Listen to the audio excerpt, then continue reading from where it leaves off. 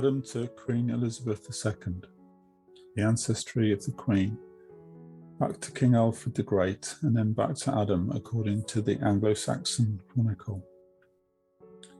Many people don't realise that the descent of the English, Scottish, Irish, Welsh and Scandinavian kings can be traced back to Noah and consequently to Adam.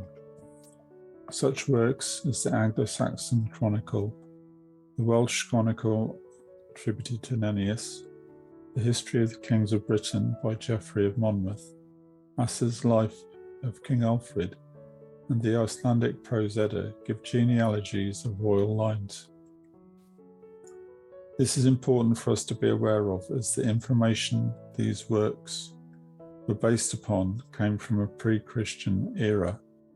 Thus we know that some knowledge of their ancestry has always existed in the people of Europe, and there are remarkable similarities between some of these genealogies and the genealogies we get from the Table of Nations in the chapter 10 of the book of Genesis in the Bible.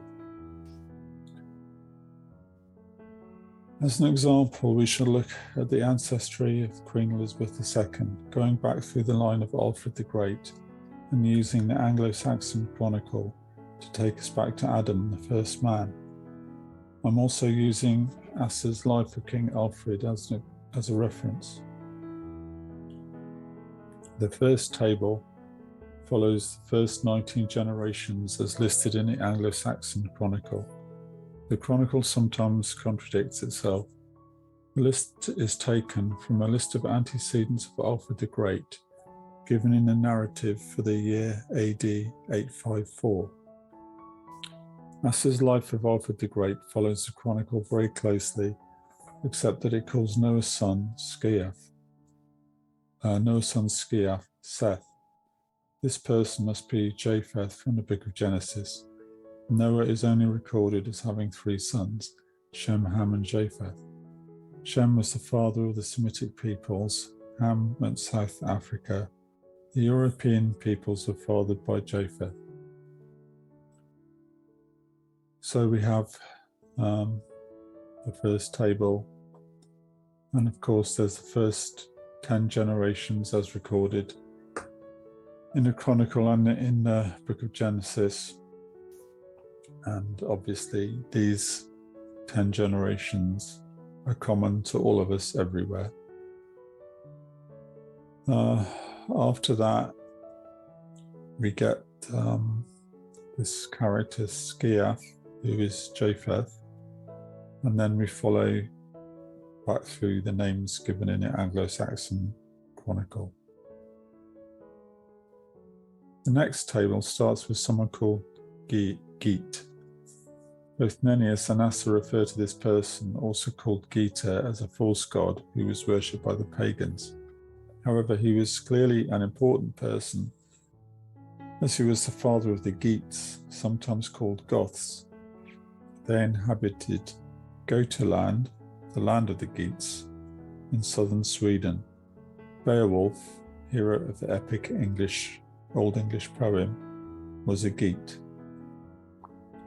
Also in the table we see Rodan, which is the Old English version of the Norse Odin, another pagan god who was also an actual historical person. Later on we come to Cerdic, who is often referred to as the first king of the Anglo-Saxons. So there's Geet, called Great in the Anglo-Saxon Chronicle, and then we have all these names going down to Woden, who in the Prose Edda, the Icelandic Chronicle, is called Odin. And then we have this correspondence between the names in the Anglo-Saxon Chronicle and in the Edda, which shows the closeness of the peoples. Then we have some more names going down to Cerdic, the first king of the Anglo-Saxons in Wessex. And the next table takes us down through the line of the kings of Wessex to Alfred the Great, the only English or British monarch to be given the title Great. Alfred's life is recorded by a Welsh monk called Asa, who Alfred employed in an attempt to bring a higher level of education to the English people.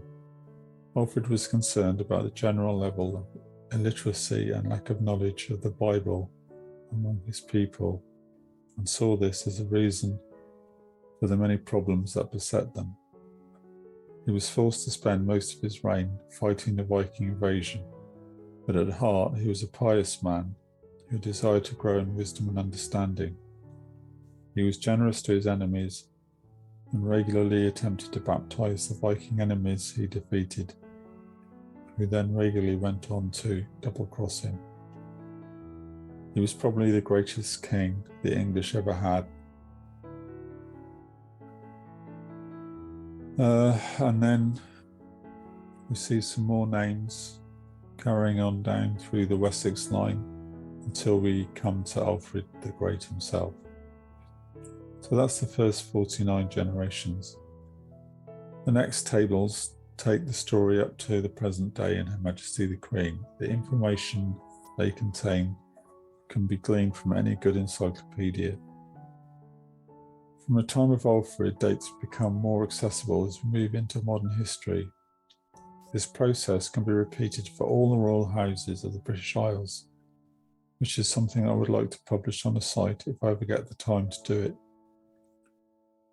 Prior to the 17th century, such genealogies were commonplace in Europe, provided a continuous record of history back to creation. It was only later that the so-called age of rationalism decided that they were not valid records.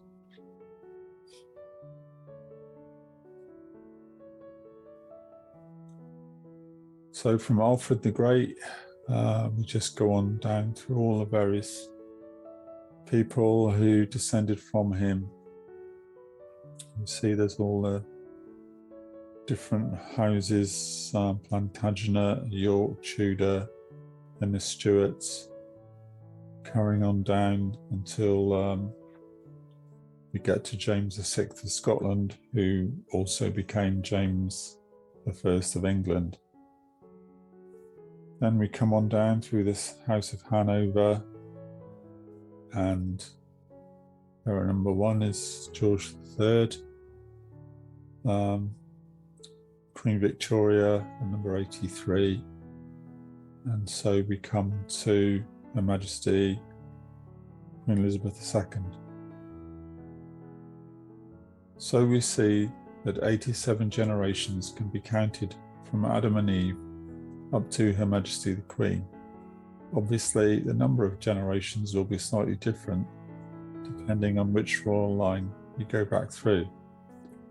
The important point is that it really shows us how short the time is since creation, and that should remind us of how little time we have left until the Lord returns. If you're reading this and do not know the Lord, then make the decision now to ask Him into your life while you still have time. There is a page on the site describing what a Christian actually is. All the information and tables in this video are available on the Prophecy Workshop website. Thank you for listening.